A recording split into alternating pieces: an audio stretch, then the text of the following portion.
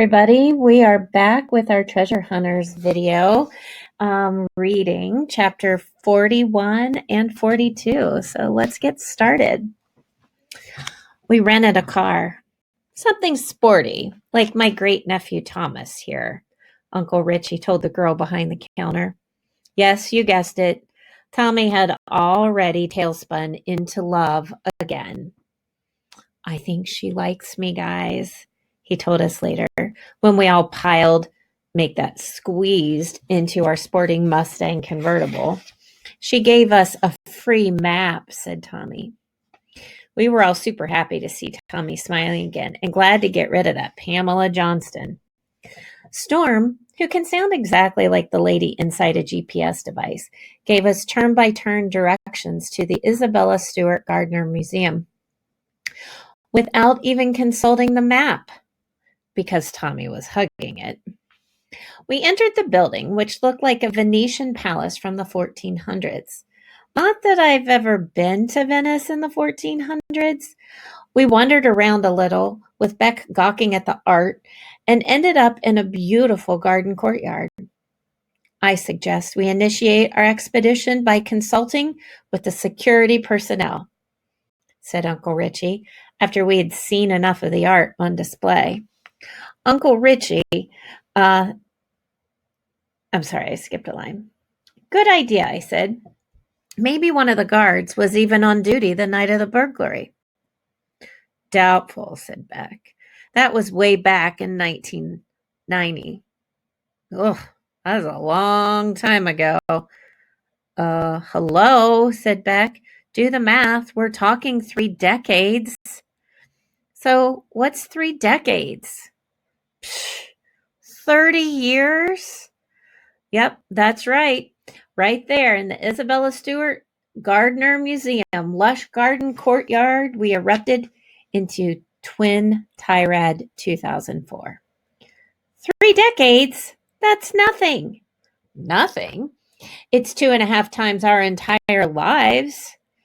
Did you do that math in your head? I screamed. Do you have a calculator hidden in your hair? No, Bickford, I use my brain. Something you could do if you had one. Well, I must say, Rebecca, I'm impressed. Well, thank you. I divided 30 by 12 and somehow ended up with 18. Probably because you subtracted instead of divided. Oh, right. My bad. No biggie. We're cool. Totally. As always, our angry diatribe, Mom's vocabulary word of the week last week, was almost over as soon as it began. However, throwing a loud tantrum in the middle of an art museum is never a great idea. Unless, of course, you're eager to meet with some security guards, which we are. So in this particular instance, our dumb mistake was genius. You kids need to pipe down, whined the guard, who looked to be about the same age as Tommy. It also looked like he had borrowed his navy blue blazer from his father and his baggy gray slacks from Santa Claus. His name tag ID'd him as Willard. There's a picture. Wrong way. There we go.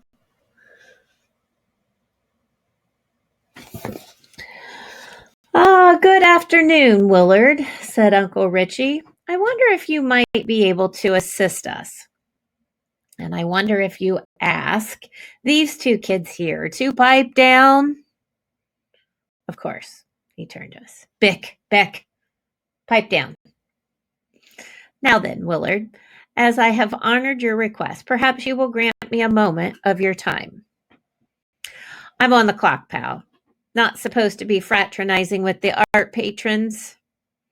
Oh, this will take but a moment. I ain't got a moment. Storm stepped forward, her eyes narrowing and darkening with storm clouds, which, by the way, is how she earned her nickname. Then he let me make this quick. Willard, please, let me make this quick. What can you tell us about the art theft that took place here in 1990? He quivered a little.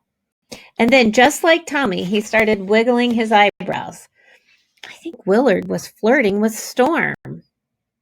I wish I could help you, ma'am, he told her very earnestly. More than anything I've ever wished for in my whole entire life. Great. Now the security guy was in a tailspin. But, he continued, I wasn't here that night. I wasn't even born. You need to talk to Bob. Well, who's Bob?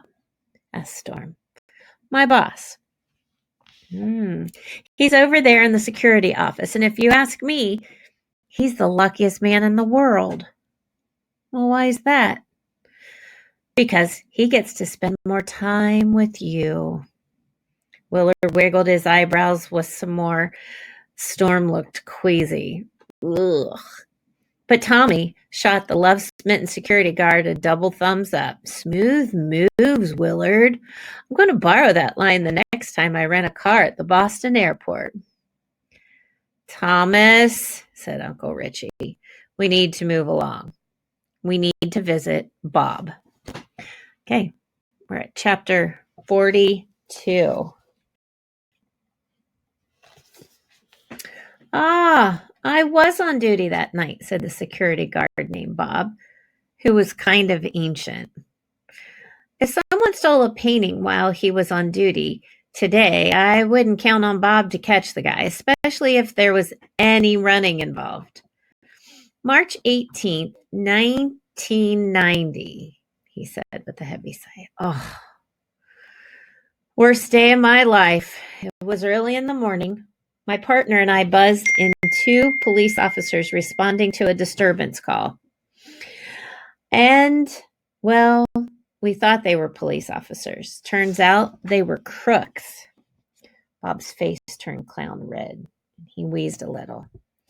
Take it easy, urged Uncle Richie. Oh, so sorry. I'll show you a picture so you can get an image in your head. Okay, there's a picture right there. Sorry, where were we? He looked around. Oh, the morning of March 18th, said Storm. 1990? That's when the museum was robbed, shouted Bob, his face going even redder, his head looking like a radish. We know, I said. Those 2 thieving Roberts tied me and my partner up and spent an hour taking paintings off the walls. Good stuff, too.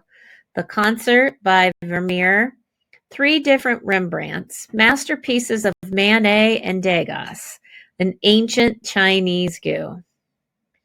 They stole goo? And it was Chinese? Like in Mugu Gai Pan, asked Tommy. A gu is a realistic bronze vessel or vase from the Shang or Zhou, I'm probably saying that wrong, dynasties, said Beck. When it comes to art, my scribbling sibling can outstorm Storm. The museum is offering a $5 million reward for the return of everything. We all nodded. None of us mentioned the fact that the enlightened ones were offering us $20 million to find just one of the paintings. If you find all that art, will you give me a call? Said Bob, handing Uncle Richie a business card with a shiny silver sheriff's star embossed on it. They're brand new business cards, a gift from a friend. I feel so bad about what happened. Why, I don't think I've had a decent night's sleep in nearly 30 years. Have you tried herbal tea? Said Storm. Bob nodded. Didn't work. Nothing will work until all that art is safely home here in Boston. Is anyone still working the case? Asked Uncle Richie. The FBI's Boston field office. Special Agent Joel McKenna is in charge. He and I talk sometimes, mostly about natural sleep remedies. Joel McKenna, said Uncle Richie. Did he ever work in New York City? You know him. Indeed I do. I helped him out of a major case back in the day. Thank you for all your invaluable assistance, Robert. Apparently, Bob uses his full name on business cards with a shiny silver star. We headed out to the parking lot. Uncle Richie, do you really think an FBI special agent will drop everything he's doing to talk to us? Joel McKenna will. As I said, I helped him close a major case several years ago. Well, what kind of case? An international episode involving kidnapping and ransom. Really? Where? Uncle Richie took a moment before he answered.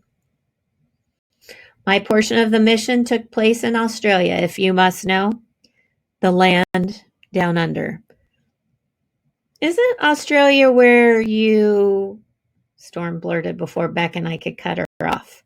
Sip it, sis. You know how the art heist at the Isabella Stewart Gardner Museum was the worst day in Bob, the security guard's life? I have a feeling that whatever happened in Australia with the fake art objects had to take back from the museum he donated to. Might have been the worst day in Uncle Richie's life. So that's where we're going to stop for today. That is the end of chapter 42. It's getting good. Wonder what's going to happen next. Wonder what the next clue will be. Come back tomorrow and we'll continue reading. See you later. Bye-bye.